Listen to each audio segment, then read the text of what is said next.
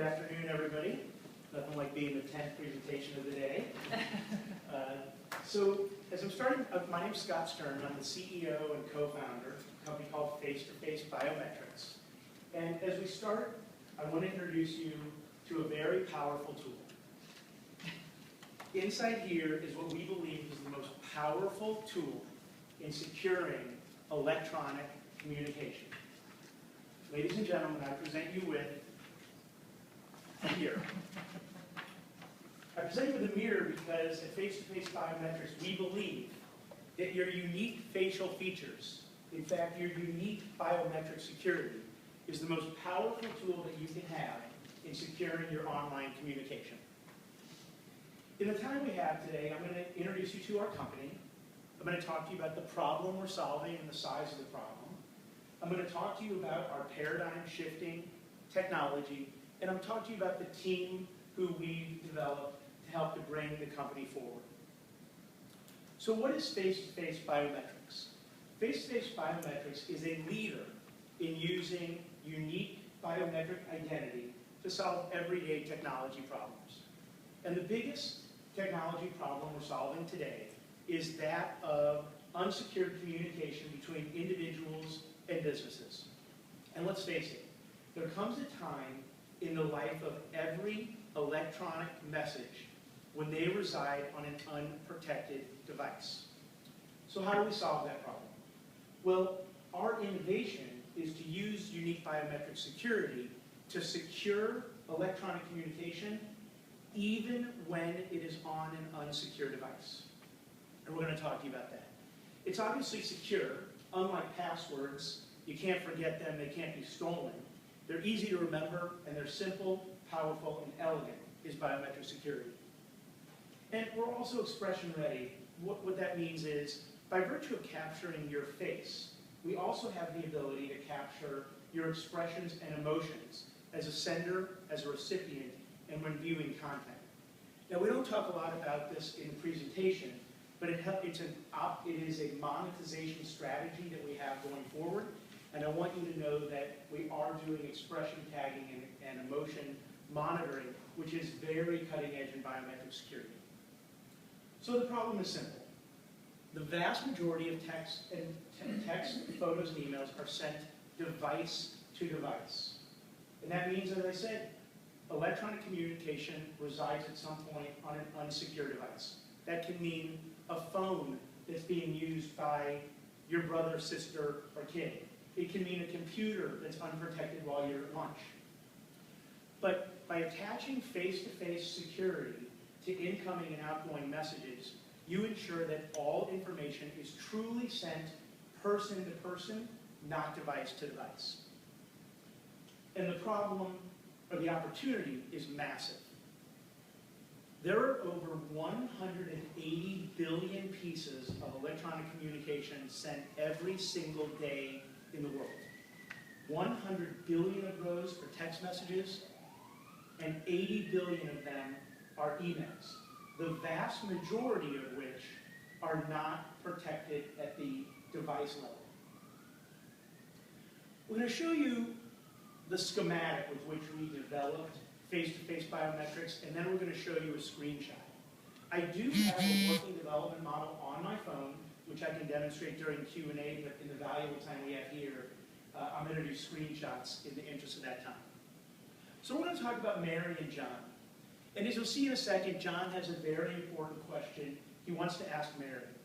And he wants to make sure that Mary is not confused that his phone was compromised, and that message was sent by his pesky little sister or by his spying friend. So he uses face-to-face biometrics to ensure her the content came from him, and he sends her this very important message. Mary, would you like to go to prom? Well, Mary wants to make sure that John knows that her answer is coming from her. So she replies, John, I would love to go to prom. And now for a few minutes, Mary is exposed as that message goes into cyberspace. And it arrives at John's phone. But what if John is not in possession of his phone at the time? So the phone asks a simple question.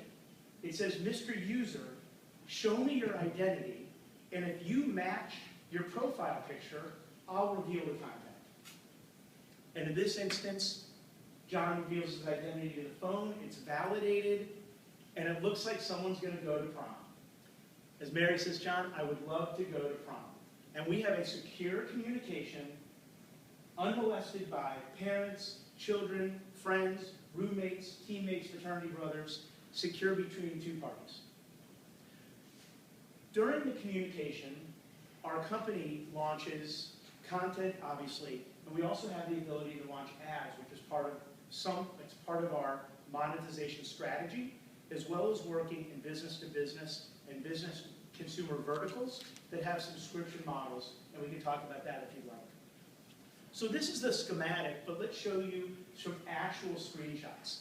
Because a few weeks ago, we became the first company that we're aware of anywhere to enable and disable text messages using only facial recognition technology. So it's a really simple, elegant interface. When you register for the first time, it asks you a simple question. It asks you a few simple questions. Tell us your name, your email, and your mobile phone number. And they're only used to be able to find all of your other friends on the network. But the app is multitasking, because while it's registering, it also turns on the forward-facing camera and starts to build out your mathematical biometric profile.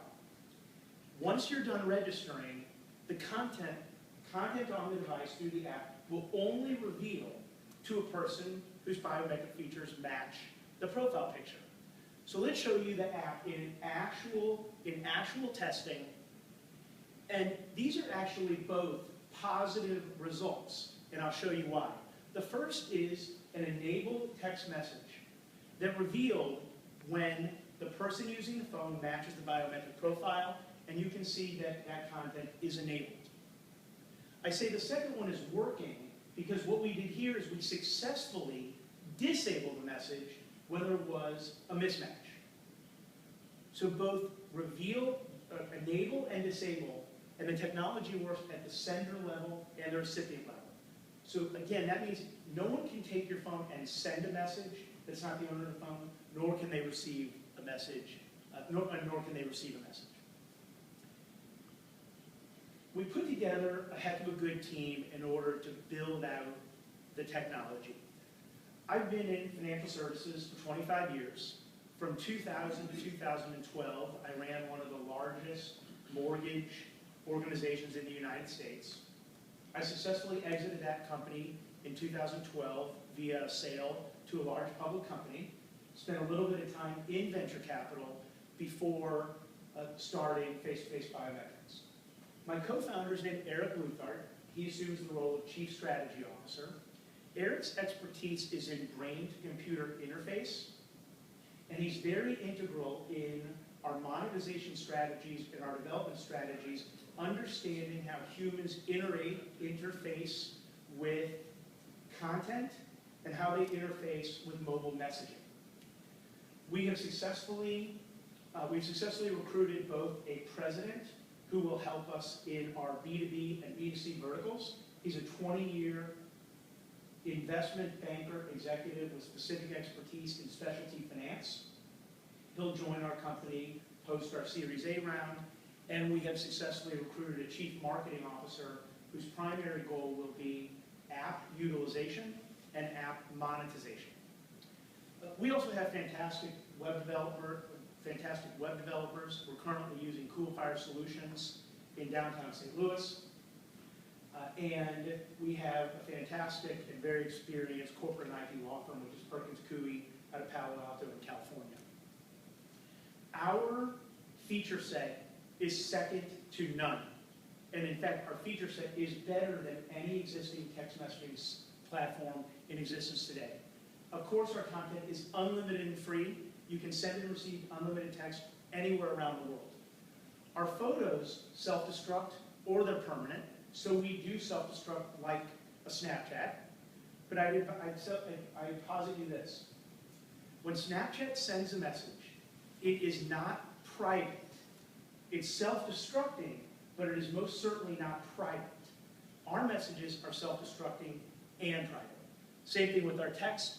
We have biometric security to reveal content in under 1 second, and the predictive analytics feature that comes with being expression tagging and emotion monitoring. That is my presentation, and I would just like to remind you one thing. There comes a time in the life of every electronic communication when it could reside on an unprotected device. But in order to secure your content, there's only one thing you need. You. Thank you. Now take questions. Yes? If you've got the biometric security, why is it that you want the message to self-destruct? Wouldn't it be, I mean, I would think that I would want to have access to previous messages as long as it's protected by my face, so that I know that only I can get at them. Right. So there's two things to address there. One is we believe that self-destruct, the self-destruct feature should always be set by the sender. The sender who's in control of that outgoing content needs to determine the sensitivity of that message. So said the opposite way, the recipient is not in charge of self-destruct. So when the sender sends a message, that sender is going to say, I want to set the self-destruct setting, and we can set it on our device from 6 seconds to permanent. So if I say, hey, what do you think about the new math teacher, that might be self-destructing. But if I say the address of the party tonight is 123 Main Street, I want that to be permanent so I can review it later. The face-to-face or the facial recognition is a determination of private versus public. It means if I'm at a sleepover, I'm 13-year-old, I'm at a sleepover, my phone's here, or I'm a baseball player and my phone's in my baseball bag and all my teammates can access it. Or I'm like my kids at home, we're watching a movie and my kids can access each other's phones. They pick up the phone and they try and use it, they can't access it. So we believe in the difference between permanent and impermanent, and private and public. In our platform, we offer 4 different features, and I'll kind of just go through this quickly. Public and permanent, public and private, impermanent and public, and impermanent and private, and you can do them all on our device, all through our application. Yes? Can you talk about how you're going to compete with all the competitors that look at your... Sure. There are two future states for face-to-face biometrics. One is we become a platform across multiple verticals, including peer-to-peer, business-to-business, and business-to-consumers. Our 3 first verticals in business-to-business and business-to-consumers will be in financial services. So, and by example, Dave Gree, who's one of our lead investors, is an owner of a company called Paramount Mortgage. My company I ran, I had 250 mortgage clients. The mortgage vertical will be one of our verticals where we go into financial service organizations and encourage them to send sensitive content using facial recognition between banks and borrowers, or banks and homeowners. Eric Luthard and my co-investors are all doctors, so we're developing HIPAA-compliant texting and email between doctors and hospitals. So we are very much a platform, but we are also a widget. Our facial recognition software, which is proprietary to us, can be embedded in other applications. It could be embedded on a Words with Friends app so that no one can play your Words with Friends game. It can be embedded, quite frankly, inside Snapchat or inside iMessage. So it is, of course, one of our hopes that a large platform would be interested in acquiring our platform for purposes of our proprietary intellectual property and incorporate facial recognition in a bigger application. So we are a platform. We can be additive to an existing platform, and we can become a widget that can be licensed to other users. You mentioned it being proprietary. Is there IP?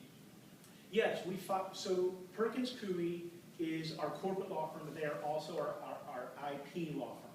Currently, we have 4 patent families. The first is in facial recognition specifically, but I'll tell you a couple of kind of cool things about this that isn't not just, hey, you use your phone and it enables or disables. One of them is inside our patent is something called second face recognition, which means if I'm reading a text and it's enabled, and the app recognizes a second face over my shoulder, it will disable the content. We've also tied our facial recognition software to the accelerometer on the phone, so it will recognize a delta change between its existing state and a new state, which might be when your friend grabs the phone and he runs to see if a girl texted you, and it will recognize the delta change there and disable the message. So the first is a blanket patent around facial recognition. We have an expanded patent around the entire family of biometric security, which includes voice recognition, touch sensitivity, eye recognition, ear scans, typing speed, and the like. The third patent that we filed is around expression tagging and expression recognition.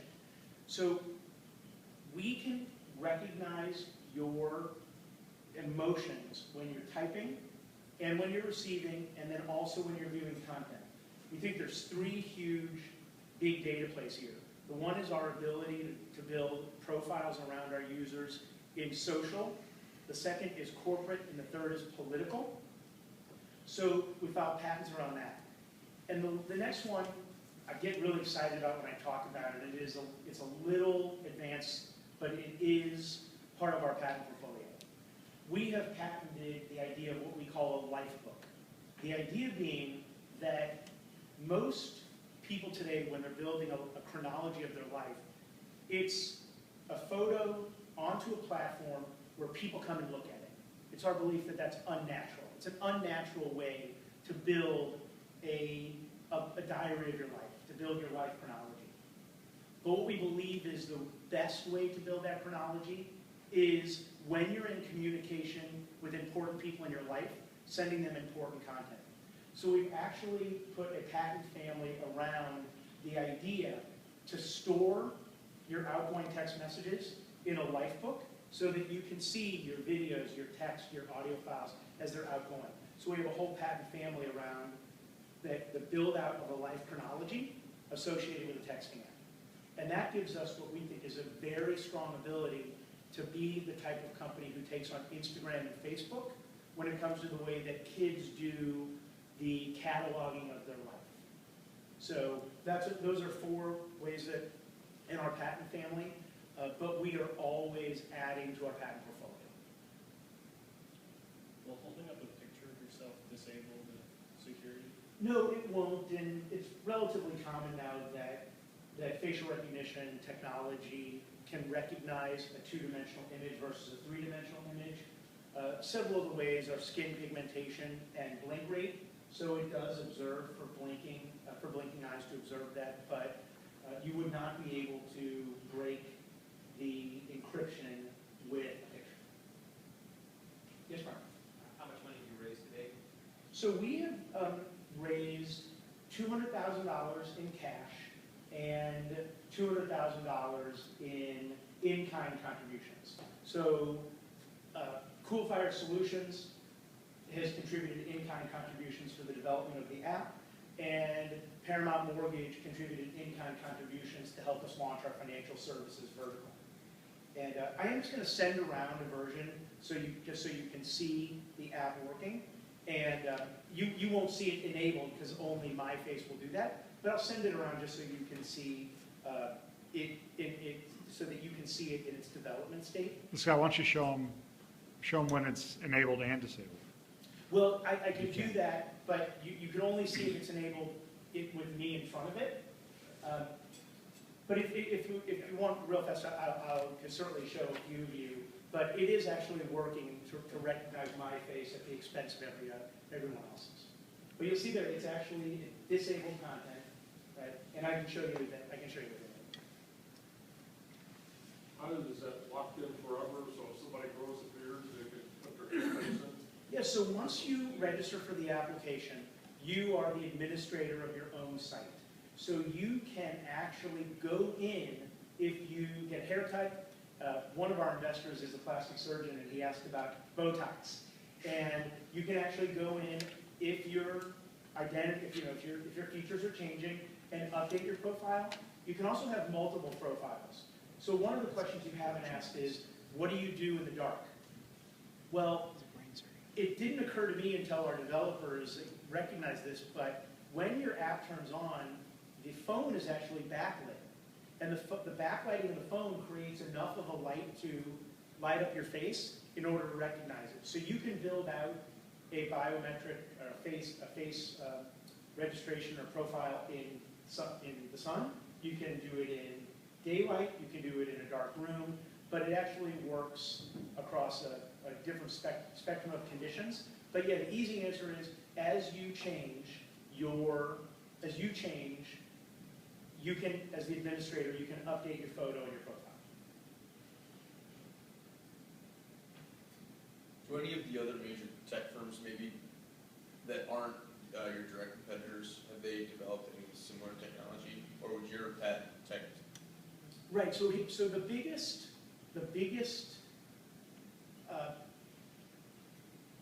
aggregator of facial recognition technology in technology space is Apple. But there's a big way that we differ, and I think you'll get this given the whole ethos of my presentation. We understand that individual devices are locked. You can lock your phone and say, hey, I don't want brother, sister, or whatever coming into my phone. And Apple's patent family is all around. You can just, if you do that, it just goes away to see. But Apple's patent family is all around controlling your phone with your face. But in communication, there's always a second phone or multiple phones. And what we say is our application allows you to protect your content on someone else's phone. That is where a very big blanket of our patents lie. No one has patented the space of using facial technology to patent my content on a second device. Now, it's unique to an app. You have to have a system where both parties agree to the same protocol. But an application protocol allows for me to protect my content on your device, and that's where our patent expanse came from. And that's what we think gives us the open area to the patents that I discussed with that gentleman. Yes? So, do you do any obscuring or encrypting of the text itself for text messages, for example? Well, it is an ongoing question inside of our company whether or not to use encryption services at the server level. And of course, there's really two big decisions there. The first is a lot of the initial players in the space did not encrypt it, and then they used that data mining to monetize the data. A new breed of apps is going the method of heavy encryption, even at the server level, and building out a user base whose primary focus is hyper-security. But we believe this. The biggest concern of most people in this room is not whether the NSA is going to come and monitor your content, or maybe not the people in this room, but certainly a lot of people who we think will download this at the consumer level, and a lot of people in this room in the business purpose. It's not whether the NSA is going to look at your phone. It's whether brother, sister, mom, dad, kid, teammate, coworker, roommate, a friend. And our system does disable for that part. I don't have an answer for you yet, the direction we're going. I can tell you we're leaning towards analyzing data, building out consumer profiles for social, political, and corporate purposes, and then decrypting the data after we have built out user profiles. It's kind of a best of both worlds. We believe that the market of hyper-encryption is really too small, and that people who prefer the facial recognition will be a much bigger audience of people than people who covet hyper-encryption. That's the direction we're leaning today. So why don't you show at least a couple people Sure. how it really works. And we're about out of time. Do it Sure, no quick. problem. So, I have to, you can power down, I'll do this kind of just upon exit. I'll give a quick,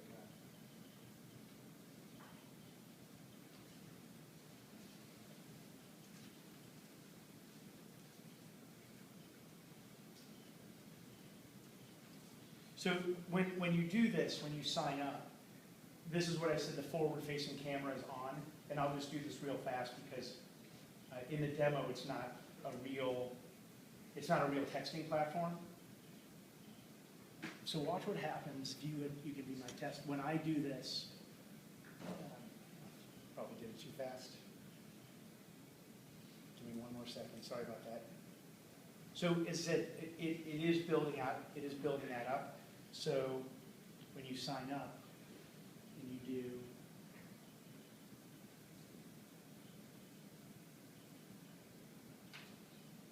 And Scott, I know you just kick me out when you need to, as I understand. Yeah. I'm also just observing also. Okay. I'm not- So it captures me in typing orientation there, which is important, and then we just do a quick view of reading orientation. So can you see now how it's enabled? You can see that, right? See it's enabled to me? Hey, but look what happens when I turn it to you. Right. But when I turn it here, so, let me see if I can. Okay, so, a little sensitive. So can you see that it's enabled right now to me? Actually, there, but when I turn it to you, it scrambles. When I turn it back to me, and it reveals again. So you've seen it, Judy, right? So, anyway, I'll do one quick one over here, show you guys. So the idea is with me, You need to see it, uh, because people don't. So I need a mask. Sorry, where's my, I need a mask. where's my, I need a mask that where's just my, looks like where's my, Judy. my V mask? Yeah.